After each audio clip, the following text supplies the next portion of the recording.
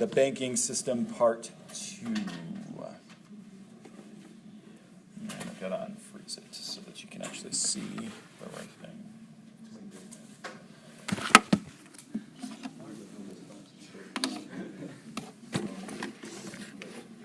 All right, so where we left off last time, remember that Slim is the bank in this situation, so you got to turn your imaginations on back again. And so Slim is the bank, if you remember correctly. He is guarding a certain amount of money, gold dust, and they set up a system where they had to go to Slim to get gold dust in order to pay for things. And then remember that Slim gets tired of that. He constantly has to be going, he's constantly being awoken by people knocking on his door and he can't really go anywhere. So he decides to go to San Francisco and buy a stationery store out of green paper and pink ink. And then he makes money by using different denominations. So it is all three characteristics of something being money. It holds, or it's a unit of account, it's a medium of exchange, and it's a store of value. So he ends up with that, and that's fine. It works out just fine as far as trading within the town. But then we got to the point where the saloon owner wants to expand his business, and this is one of the problems with commodity-based currencies, is that unless they find you gold somewhere, you can't expand the money supply. The money supply is specifically and strictly tied to the amount of, in this case, gold dust that the economy has. So Slim then is kind of at an end road here. He has to figure out how he's going to loan the saloon owner money in order to expand his saloon without going and panning for $1,000 more of gold. So that's where we left off. So Slim is now put in this situation where the saloon owner has asked him for money. So we've talked about this. This is where we left off yesterday. That Slim is going to pull out a contract that says that you owe me not only the $5,000 that I am going to loan you, but also $1,000 interest payable back in 6 months. And so the saloon owner reluctantly signs. That's not the signature. I know. All right, so he walks out of Slim's, but what's happened to the amount of money in Pine Gulch? It's increased, all right? So I think I told you guys yesterday, make sure in your notes to write down that whenever banks make loans, the money supply increases. As you saw in your quiz, we can figure out by how much, based on by how much the reserve ratio is. All right, so in this case, in Pine Gulch, the money supply has actually increased. If you were just to let it go, the money supply increases infinitely because it's 1 over 0. And so that money could just continue to go through through the economy. And so that money supply will continue to increase and increase and increase. All right, so that's where we are right now. All right, so back to accounting. My brother wasn't super happy. I sent him the lecture yesterday. He's like, I'm going to sue you for my likeness. And I said, hey, it's on public record on Facebook there, buddy. Good luck getting the $5 that I have in my name. All right, so we talked about the T accounts. All right, so you've got assets and liabilities.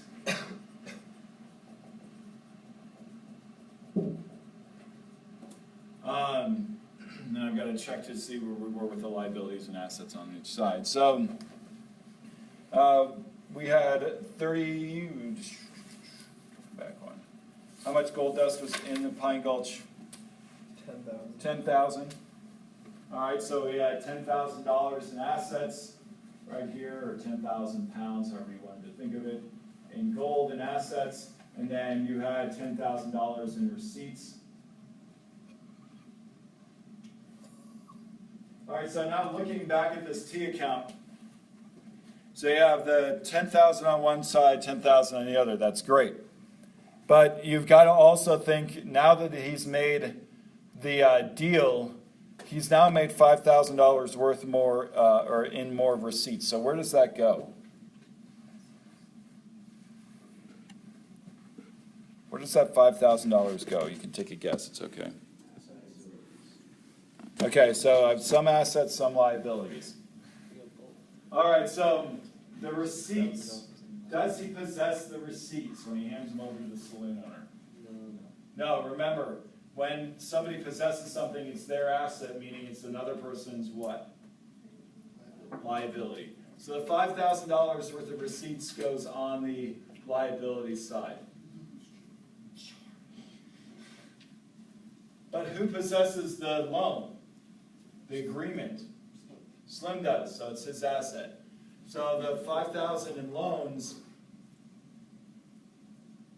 okay, the $5,000 loan, bless you, goes in the asset side. Now we're going to wait for that $1,000 in interest for once it's paid back. So you got $15 worth of $15,000 worth in receipts, and then you have $15,000 that is an asset to Slim's bank here. All right. Slim's not over there like, hey, I want a drink. Prints it himself a couple of receipts. He could, right? And you bring up a good point, and we're going to talk about this too when we get to the $1,000. But if you've read Naked Money 3 yet, he talks about it. He talks about it in Naked Money 2 in the second chapter as well. But this is essentially like the poker player that he talks about. He's now, if you've ever played poker with your family or with friends, of course not for money because gambling is illegal. But if you were to play it and you have to put $20 in, you get a certain amount of chips, right? And so that certain amount of chips come to you, and you've got that's backed by a commodity, which is the $20 in the box. So this is essentially what Slim has done now, is he's taken that more chips out of the container and put them and played with them on the table, but he hasn't put any money in the box. So that's exactly what he's doing. Okay, so he's putting more chips on the table without putting any money in the box to back it. So that if people came back to Slim or to the bank, the poker player bank, and wanted their money back, they're going to have to take less because there are more chips than there are money to back it, or in this case, gold to back it. So we're going to talk a little bit about that. Now, it's not a big deal when you're talking about $1,000. You'll lose a little bit of money. You'll probably be mad at Slim and fire him. But if this continues, you could have some trouble. All right. So going back to the question, what's happened to the money in Pine Gulch? You guys correctly said that it increased by 5,000. Okay. So a big thing to take away, your massive major takeaway here, is that when banks make loans, the money supply increases. All right, so the saloon is expanded. There you go, there's the expansion. Looks a lot like the original saloon. All right, 6 months later, Slim gets $6,000 worth of receipts. He counts it all to make sure it's all there. He's going to go to say that the contract is paid in full. The saloon owner has a different idea. Now, here's a question that the other class sat there and kind of stared at me when I asked them that. Where did the $1,000 extra, or actually, let's say, where did the $6,000 come from to pay Slim back? Other people, meaning that the saloon has to make what in order to pay it back? A profit. Good. Okay, so that money that comes to pay back the loan, all right, is other people's money plus that extra $1,000. So we'll talk a little bit more about that. All right, so as Slim is going to mark the contract paid in full, the saloon owner rips the contract away. And the saloon owner says, you know what, Slim, I never thought this was super legal. I didn't have any gold dust to back it up to give you. And so I don't want anybody to know about this because they're going to become upset and we could have a riot on our hands. All right, so he rips up the contract and throws it at Slim's feet. You've got some problems, saloon owner. You've got an anger management problem. So Slim, in front of the saloon owner, counts the $6,000 of receipts, looks him straight in the eye, rips them up in half, and throws them at the saloon owner's feet. Take that, buddy. Very immature. All right, so both of them think they've gone crazy, but have they? Let's look at the books. All right, Slim shredded that $6,000 worth of receipts. All right, so The outstanding receipts have gone down by $6,000, totaling right 9,000. They're now $9,000 worth of receipts in Pine Gulch. Wait, what were the 9,000? Because you had the $6,000 that was paid back, and Slim just tore up that $6,000 worth of receipts that were paid back. Oh, but like the 1,000. Okay, so that's what we're going to look at, right? The loan of $5,000 has been paid back. Right, that $5,000 loan, you can take that off the asset side, and that's been paid back. Now the question is, do both sides equal? No. And remember, the three things you have to take away in accounting. One, all right, you've got to record things on both sides of the ledger, on both sides of the T account. Two, both sides have to equal. Three, you have to be nervous. All right, so as long as you've got all three of those things down, you now can call yourself an accountant. All right, but since they don't all equal, now advanced accounting. Okay, so now this is when my brother took his test to get a CPA.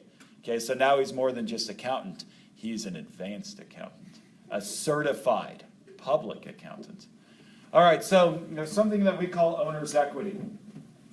Slim got that $1,000, all right, in interest, and you guys correctly identified where that came from. It came from profits from the saloon owner.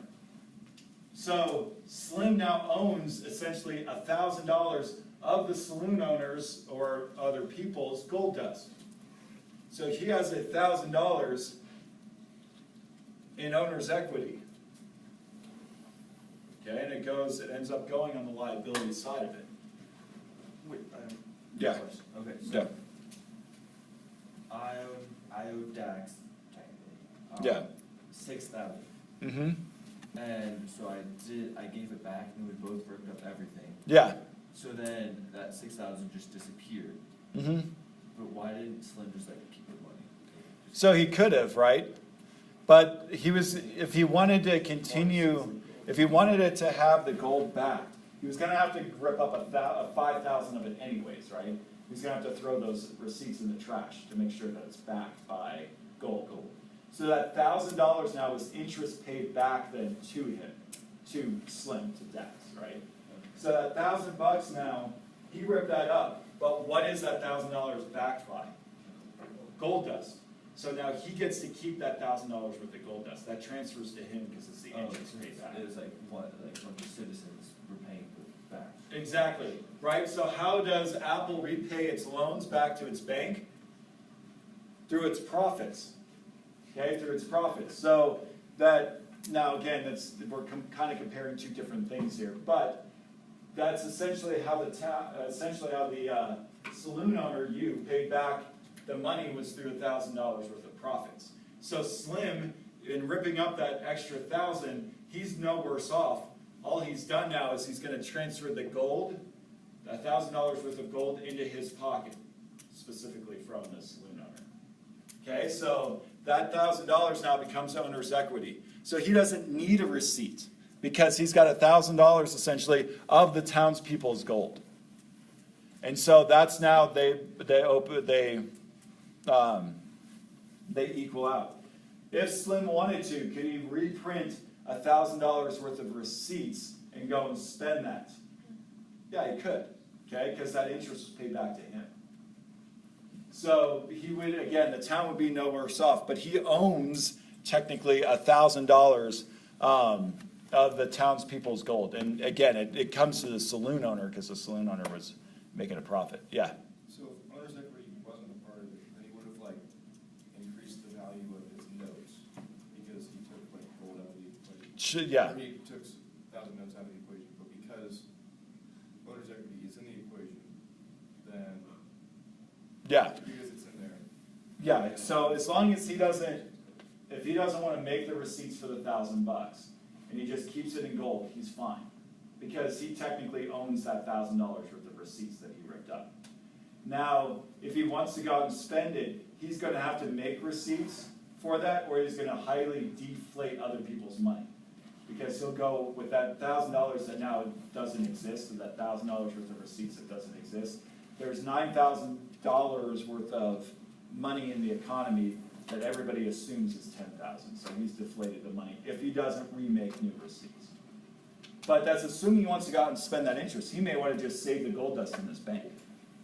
Which if he does that and he never prints the receipts, that's fine. Nothing's changed. Yeah. So no more after he got his interest back, Mm-hmm. or back, no more money was created. Once Correct. his interest back. It was just like, he took a little bit of Jim's and a little bit of Mhm. John's, a little bit of, Yep. like, everything. Yeah, good, of all the town people, yeah. So, we're gonna watch a clip here at the very end of class, and it's A Wonderful Life, and it's gonna do he's gonna say almost the exact same thing. So hold on to that. Because he's gonna say, people are gonna come back and they're gonna want their money back, and he's gonna say, wait a second, it's all lent out. It's in his house, and in his house, and in his house, and it's all, that's what happens when you make a loan, is that money then that you get as the bank is then turned around and reloaned out to people for housing or for business expansion or whatever. All right, so do you think Slim is pretty happy about owning $1,000 worth of the $10,000 in gold? Yeah, right? So he's going to put a new sign on his door, Slim's Easy Term Loans, and another sign on his door. Here he advertises, buy your horse today, low payments. So essentially, buy now, pay tomorrow. That's all a loan is. And he's also going to put another sign on his door that says open from 9 to 4. If you've ever tried to go to a bank, right, they keep bankers' hours, which means they get every holiday off, and it's usually impossible to do so after work because they keep the same hours. All right, so he's now started the first banking system because he's loaning out, getting repaid, loaning out, getting repaid. All right, so everything's going well for the next few years. And then there's going to become a ripple in the banking industry. So this guy rides into town. All right, and she shoots 2 O's in the sign of the saloon sign. Boom, boom. All right, and her name is Big John because she likes to be called that. And she demands to know who has the best job in town. Everybody points at who? Slim, right? Because he keeps banker's hours and he takes holidays off. And he doesn't have to go and pan for gold. So everybody points to Slim, and they ask him, Big John asks, why does Slim have the best job in town? And the townspeople say, because he keeps banker's hours and he just guards our gold. So Big John asks, well, why him? Why not any of you? And they say, because he's the fastest draw in town. All right, so Big John says, oh yeah? So he challenges him to a duel, slaps him, takes out the glove and slaps him in the face. Challenge you to a duel. All right, so it's Saturday at high noon and the duel is about to happen. Big John and Slim are back to back. They walk 10 paces in the opposite direction. I can feel the intensity building. What's going to happen? They both turn around. They both shoot, and Slim gets hit in the knee by the bullet. Yeah. All right, take that. Big John wins. Doc comes and drags Slim into his office. One of those two jokers is Doc. All right, so they're gonna drag him into Slim's into the office. All right, so Doc puts Slim on his desk and he hears commotion going outside Slim's front door. What do you think the commotion is? Yeah, right? There's panic now. Oh crap, our banker just is not the fastest draw in the area, which means that our money now is unstable. We're going to want our gold back, right? We as the townspeople. So Doc goes out to see what's happening, comes back, and he's going to tell Slim that people want their money back. All right, Slim knows that he's in trouble. Let's see the books here. All right, over the years, the townspeople has deposited $30,000 worth of gold into Slim's bank. Okay, because remember, they go out and they mine and do all that kind of stuff. So Slim's new book on the asset side, he has $30,000 worth of gold.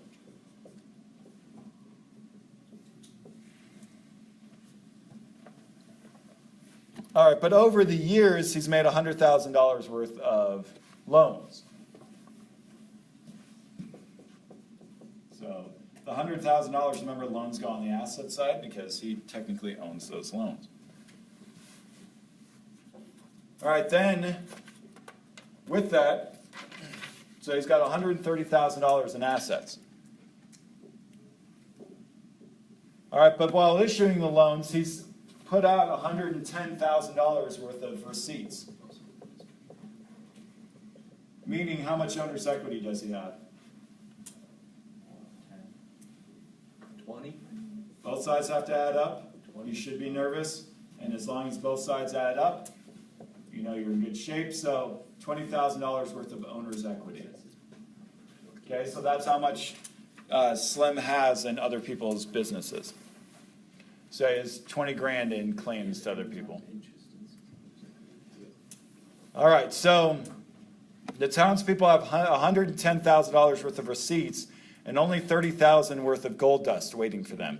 You can kind of see why Slim's in trouble here. Okay, so Slim tells Doc to go out and tell the townspeople to have their gold by Monday. So Doc does that, being the good guy that he is. So what is this? What is this that has just happened? A bank run or a panic, right? It's the same thing that happened in the Great Depression.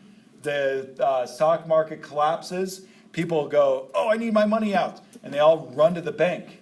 The problem is that loans aren't being repaid because at the same time, there's the Dust Bowl that's happening, so farmers are in dire straits. So they're not paying their loans back to banks. Now there's panic in the system, and people are running to banks asking for their money back. It's a bank run. It's the exact same thing here. Confidence in the banking system has been shaken. People want their money out. All right, so they say they're going to show up early Monday morning to get their gold. And so here's how the story ends. There's the townspeople. Late Sunday night, Slim grabs the 30 grand worth of gold dust and rides out of town. Just like him. All right, so some might say that was dishonest, but Slim's saying, hey, I'm solving a problem. He's kind of being Vanilla Ice. He's got a problem, yo, he'll solve it. Check out the money while his horse revolted. All right, so he figures that with just 30 grand worth of gold, there's going to be some major fighting. People are going to die, starting with Slim, right? He's going to be the first one to die, but other people are going to be angry. And there's going to be death in the streets of Pine Gulch. So he just takes the 30 grand and rides off. So everybody's angry at him and want to kill him and not each other. All right, so remember, Slim does technically own 20,000 of the 30,000 of gold. So he's only really stealing 20 grand or 10 grand of it. All right, so here's the important lesson. All right, 1, if there's a bank panic, people go crazy, as you can imagine. That's not the important lesson. All right, so he's going to die. But here are the major takeaways. All right, when the banks make a loan, the money supply increases. When loans are paid back, assuming that the bank doesn't turn around and re-lend that money, when loans are paid back, the money supply decreases. So the role of the Fed in this whole thing, there's going to be a couple of different roles that the Fed plays in the banking system. The first one, the Fed is going to then try to entice or incentivize banks to loan money out. They want that to happen. They're going to manipulate the interest rates, and we're going to talk about how that is, if they want the money to supply to increase. If they want the money to supply to decrease, they're going to disincentivize or de-incentivize banks to loan out, which means they're going to up the interest rates. And that'll pull back on banks loaning money. On the flip side, the Fed is also going to pay something or play a role of something that we call lender of last resort. And the lender of last resort is going to mean that if there is a bank panic, or if banks are short, that the Fed will play the role of the very last, essentially, bank that banks can then borrow money from. You can't borrow money from the Federal Reserve, neither can I, but banks can. So let's watch this clip from It's a Wonderful Life. And you're going to hear Jimmy Stewart talking about a lot of this stuff. I'm going to show this movie during a couple business lunches during the Christmas season. So here you go. There's something funny going on over there at the bank, George. I've never really seen one, but that's got all the earmarks of being a run.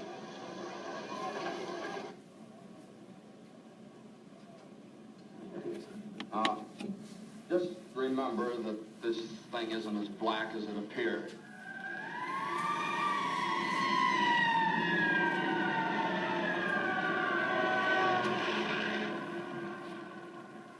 I have some news for you, folks. I was just talking to old man Potter, and he's guaranteed cash payments to the bank. The bank's going to reopen next week. But, George, I got my money here. Did he guarantee this place? Well, no, Charlie, I didn't even ask him. We don't need Potter over here. I'll take mine now. No, but you're thinking of this place all wrong, as if I had the money back in a safe. The money's not here. Well, your money's in Joe's house. That's right next to yours. And in the Kennedy house, and Mrs. Maitland's house, and 100 others. You're lending them the money to build, and then they're going to pay it back to you as best they can. Now, what are you going to do, foreclose on them? I got $242 in here, and $242 isn't going to break anybody. Okay, Tom. All right. Here you are. You sign this. You get your money in 60 days. 60 days? Well, now, that's what you agreed to when you bought your shares. Tom, did you get your money? No. Well, I did. Old man Potter will pay 50 cents on the dollar for every share you got. Yes, cash. Well, what do you say? No, Tom, you have to stick to your original agreement. Now, give us 60 days on this. Okay, Randall. Are you going to Potter's? Better to get half than nothing. Randall, wait. Now, listen to me. I beg of you not to do this thing. If Potter gets a hold of this building and loan, there'll never be another decent house built in this town. He's already got charge of the bank, he's got the bus line, he got the department stores, and now he's after us. Why? Well, it's very simple, because we're cutting in on his business, that's why. Because he wants to keep you living in his slums and paying the kind of rent he decides. Joe, you had one of those Potter houses, didn't you? Well, have you forgotten? Have you forgotten what he charged you for that broken-down shack? Here, Ed, you remember last year when things weren't going so well and you couldn't make your payments? Well, you didn't lose your house, did you? You think Potter would have let you keep it? Can't you understand what's happening here? Don't you see what's happening? Potter isn't selling, Potter's buying. And why? Because we're panicky and he's not. That's why. He's picking up some bargain. Now, we can get through this thing all right. We've got to stick together, though. We've got to have faith in each other. But my husband hasn't worked in over a year, and I need money. How am I going to live until the bank opens? I got doctor bills to pay. I need cash. I can't keep our kids on faith. I gotta have... How much do you need? Hey!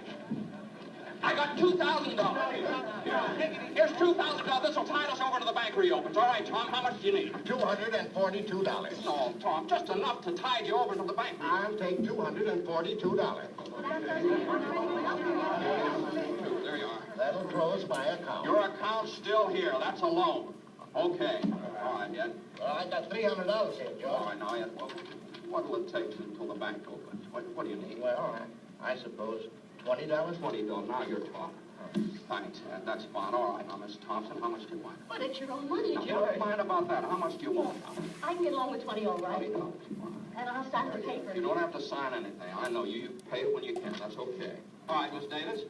Could I have $17.50? That's your heart. Of course you can have it. You got it. All right, so he's acting as the lender of last resort in that. He's acting as the Federal Reserve. And again, he's not charging them interest for that loan, but he's acting as that lender of last resort, so he's backing that currency. So we'll talk more about that as we get into the role of the Federal Reserve in monetary policy. We'll do that later. I'll see you guys later. Have a good rest of your day.